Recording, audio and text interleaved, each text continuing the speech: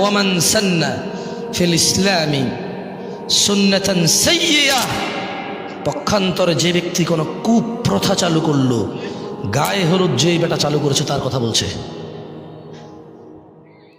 যেই বেটা এদেশে গায়ে হলুদ চালু করেছে ওর কথা বলছে।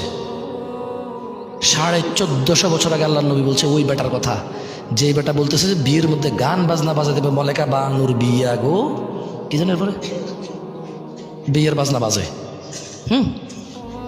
যেই বেটা বিয়ের মধ্যে চিন্তা করছে যে এরকম একটা জিনিস বাজানো দরকার, ওই বেটার কথা বলছে।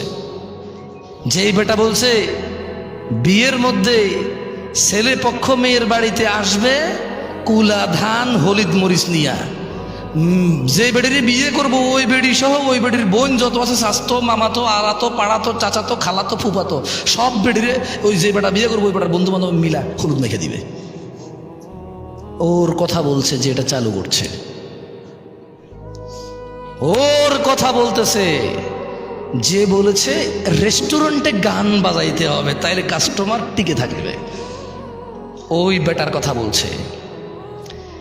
যে বেটা বলেছে মুসলমানদের ঈদ, মুসলমানদের রোজা, মুসলমানদের আনন্দ, মুসলমানদের ত্যাগ তিতিক্ষার মাসে মুসলমানদেরকে জামা কাপড় কিনে দেওয়া, মানে জামা কাপড় বেচার ফন্দিতে সুপার শপ শোরুম খুলবে, বড় বড় শোরুম খুলে ওখানে গান বাজাই দেবে ইংরেজি আর কাপড় চোপড় বেচবে।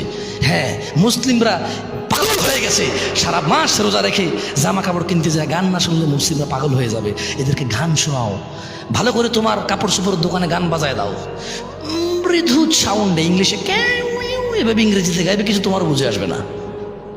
হ্যাঁ, যেই বেটা এই সিস্টেম চালু করেছে যে রেস্টুরেন্টে খাইতে যারা আসবে তাদেরকে গান শোনাইতে হবে, শোরুমে যারা কাপড় চোপড় কিনতে আসবে তাদেরকে গান শোনাইতে হবে, তাইলে বিজনেস মিয়া 100-এ 100 সফল, ওই বেটার কথা বলছে।